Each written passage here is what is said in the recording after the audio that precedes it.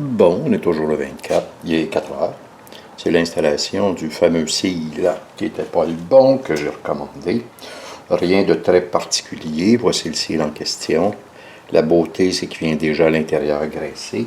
Donc on fait juste l'insérer.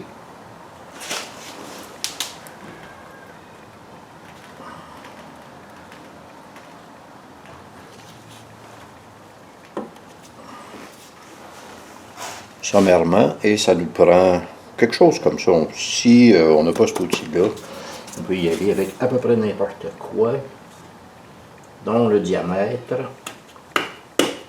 correspond. J'ai légèrement lubrifié l'extérieur.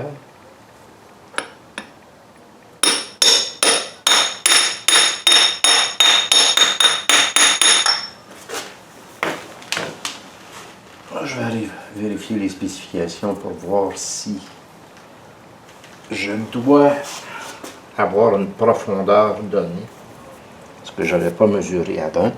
Ensuite, je remets le convertisseur de couple et ça y est. Je vérifie la profondeur. Le manuel de service, tout ce que ça dit, c'est qu'il faut que le cil soit suffisamment rentré. Donc, ce que j'ai fait, c'est que j'ai pris l'ancien cil pour m'assurer que les contours soient bien insérés. Parfait pour ça. Maintenant, je remets le convertisseur de couple.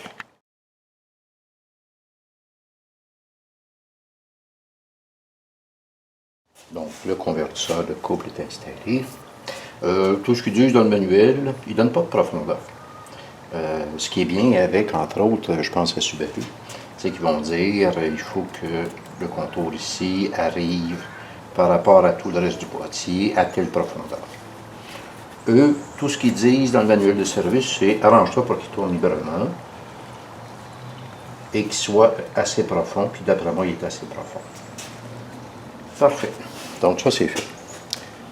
Voilà pour ça.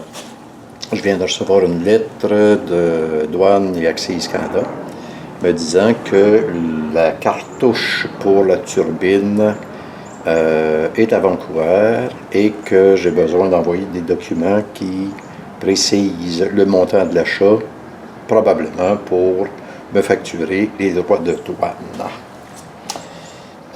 En soi, c'est une bonne chose qui est plate, c'est que là, je ne sais pas combien de temps ça va prendre avant que ma demande soit traitée. Donc, je ne m'attends pas de recevoir la cartouche minimum, pas avant la semaine prochaine, si ce n'est pas dans l'autre.